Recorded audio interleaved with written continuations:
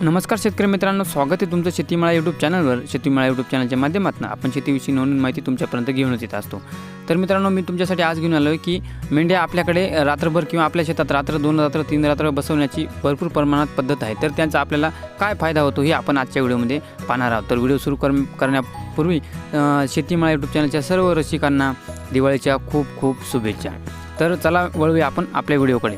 तर शेतकरी मित्रांनो, आपण आपल्या शेतातूनच जे पावसाळ्याचे तण किंवा चारा असतो तो खाऊ घालून त्या मेंढ्या आपण रात्रभर किंवा 2 रात्र आपल्या शेतात बसवतो। तर त्याचा आपल्याला नक्की नेमका फायदा होतो की तोटा होतो, आणि फायदा होतो तो कशा स्वरूपात होतो हे आपण आजच्या व्हिडिओमध्ये पाहणार आहोत। तर शेतकरी मित्रांनो, जर सुमारे 1000 शेळ्या आपल्या शेतात रात्रभर बसवल्या तर त्या आपल्या शेताला 2 टन लेंडी खत देतात। 2 टन खत दिल्यासारखं आहे।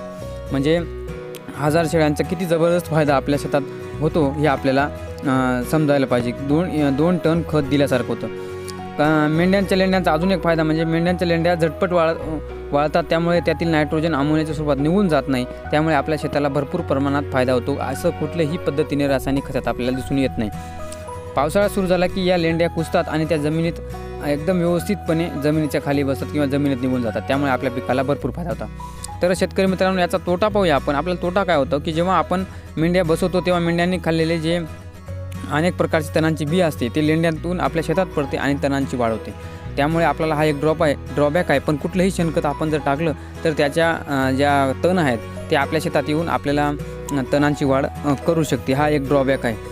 तर आपण शेतकरी मित्रांनो, तुम्ही पाहाल की आपण एकदम फुकटात आपल्या शेतातलं तण खाऊन जर आपल्या शेतात मेंढ्या एवढं आपल्याला फायदा होत असेल तर आपल्याला मेंढ्या बसवणं खूप गरजेचं आहे।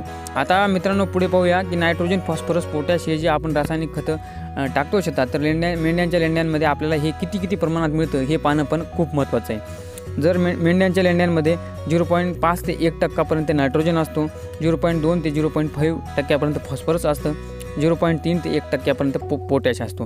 म्हणजे अशा पद्धतीचा पण हा फायदा आपल्याला होऊ शकतो आणि आपल्याला रासायनिक खतांपासून किंवा अधिक खर्च होण्यापासून आपल्याला टाळतो।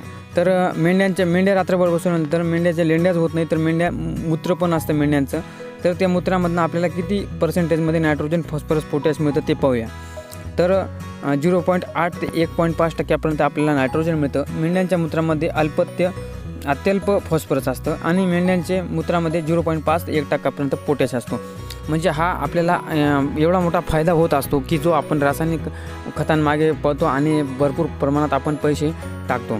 तर हे फुकटात असतं। आपल्याला मेंढ्या आपल्या शेतातलं केरकत म्हणजे चारा खाऊन आपल्या शेतात मेंढ्या बसवणे हे अगदी फुकटात आहे। आणि त्याचा हा जर एवढा मोठा फायदा जर होत असेल तर आपण मेंढ्या बसवणे खूप गरजेचं आहे।